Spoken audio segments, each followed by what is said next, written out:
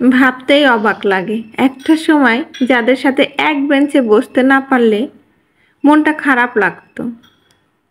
এক বেঞ্চে বসার জন্য স্কুলে আগেই চলে আসতাম। আর আজ তাদের সাথে যোগাযোগটাও হয়ে ওঠে না। সত্যি জীবনটা যে এভাবে বদলে যায় তা কখনো ভাবতেও পারি নাই। সময়ের সাথে সাথে সব কিছুই কেন জানি পরিবর্তন হয়ে যায়।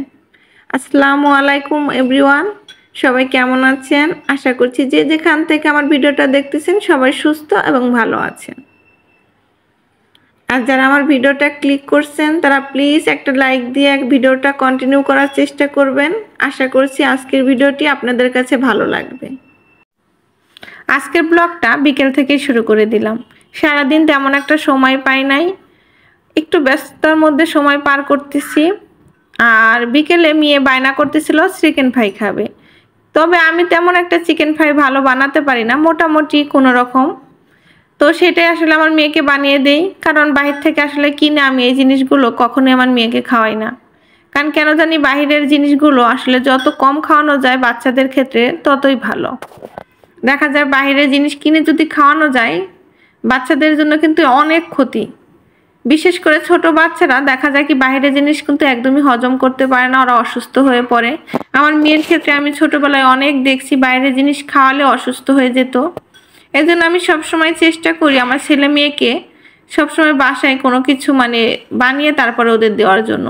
আমার মেয়ে যদি কোনো কিছু বায়না করে আমি যেমনই পারি কিনা, সেটা ভালো হোক বা খারাপ হোক, আমি নিজেই বানিয়ে দিই। কখনো বাইরে থেকে কিনে তারপর আমার মেয়েকে দেই না, কারণ মনে হয় ওটা খেয়েও অসুস্থ হয়ে যাবে। সবসময় আমার এটাই মনে হয়। বাইরের জিনিস তো দেখা যায় কি একটু অপরিষ্কারভাবেই তারা বানায়, কখনোই বাসার মতো তারা পরিষ্কার করে জিনিসগুলো আসলে বানায় না ওইভাবে।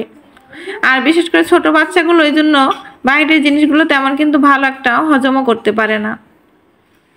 আর আমরা যেহেতু বড় মানুষ, দেখা যায় তেমন সমস্যা না হলেও কিন্তু ছোটদের ক্ষেত্রে কিন্তু সমস্যাগুলো হয়ে যায়। আর আমি আমার ছেলে মেয়েকে সবসময় চেষ্টা করি বাইরের জিনিস থেকে দূরে রাখার জন্য। তো আমার ছেলে মেয়ে অপেক্ষা করতেছে পাশেই যে কখন শেষ হবে। তো এই জন্য ওদের জন্য একটু তাড়াহুড়া করেই বানিয়ে দিলাম। আমি ঝটপট বানানোর চেষ্টা করতেছিলাম একদমই, কারণ আমার ছেলে আর মেয়ে দুজনে পাশে দাঁড়িয়ে এত অস্থিরতা তাদের মধ্যে দেখা দিছে যে কখন শেষ হবে আর কখন খাবে। তো আসলে কি মা হলে বোঝা যায়, বাচ্চারা যদি কোনো কিছু খাওয়ার জন্য আবদার করে তখন সেই জিনিসটা না দিতে পারলে আসলে অনেক কষ্ট লাগে। এই জন্য ওরা যখন যেটা বায়না করে আমার কাছে আমি আসলে বানিয়ে দেওয়ার চেষ্টা করি সব সময়। কারণ এখন দেখা যায় অনেকটাই কিন্তু রাত হয়ে গেছে, তারপরেও আমি আমার মেয়ে বলছে এই জন্য আমি বানিয়েই দিলাম, চেষ্টা না বানিয়েই দিলাম। কারণ না বানিয়ে দিতে পারলে আমার কাছে আসলে একদমই ভালো লাগতো না। আর চিকেন ফ্রাইগুলো কিন্তু খেতে কিন্তু সত্যিই ভালো হয়েছিল, বাইরের থেকে অনেকটা বেশি ভালো লাগলো। কারণ বাইরেরগুলা ঝালটা অনেক কম থাকে, এই জন্য আসলে আমার কাছে তেমন একটা খেতে ভালো লাগে না। আর আমি যেহেতু ঝালটা একটু বেশি পছন্দ করি, আমার ছেলে মেয়েও মাশাআল্লাহ ঝালটা অনেকটাই বেশি পছন্দ করে, এই জন্য আমি একটু ঝালটা বেশি দিয়েই বানাই। আর তারপরে ভাবলাম যে কিচেনটা মোটামুটি পরিষ্কার করে রেখে দিই। খালা যেহেতু সকালে আসবে, আসলে কিচেনটা যদি এইভাবে দেখা যায় অপরিষ্কার থাকে তখন কিন্তু আসলে ভালো লাগে না, নিজে থেকেই খারাপ লাগে জিনিসটা। তো এই জন্য দেখা যায় কি আমি সব প্লেটগুলো হাঁড়িগুলো নিচে জমা করে রেখে দিতেছিলাম, খালা আসলে সকালে এসে এগুলো ধুয়ে দিবে।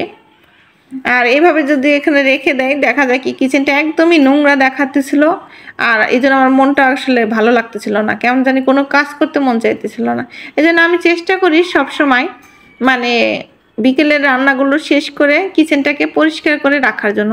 আর যতগুলো আসলে হাঁড়ি পাতিল হয় সবসময় আমি নিচে এগুলো একটা জায়গায় জড়া করে রেখি, যাতে খালা এসে ওখানে আসলে আমার খালাটা আবার দেখা যায় কি নিচেই সব কিছু পরিষ্কার করে ধুয়ে নেয়, সে আসলে দাঁড়িয়ে কোনো কিছুই পরিষ্কার করে না। এই জন্য সব কিছু আসলে আমি নিচে রেখে দিলাম যে খালা ওখানে যেহেতু সকালে এসে ধুয়ে নিবে। আর উপরে খালা আসলে তেমন একটা কাজ করে না, তো উপরে আমি একদম গুছিয়ে পরিষ্কার করে রেখে দিলে ওইভাবেই থেকে যাবে। আর সকালে যখন উঠবো তখন আসলে নাস্তা বানানোর জন্য আমার জন্য একটু সুবিধা হয়ে যাবে। আর কিচেনটা যদি অপরিষ্কার থাকে তাহলে কিন্তু সকালে নাস্তাটা বানাতে যখন আসি তখন কিন্তু অনেকটাই বিরক্ত লাগে।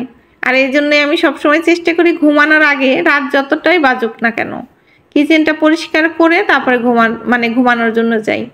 তো আজকেও রাত অনেকটা, প্রায় 11:30 বাজে এখন। তারপরেও কিচেনটা পরিষ্কার করে নিতেছি।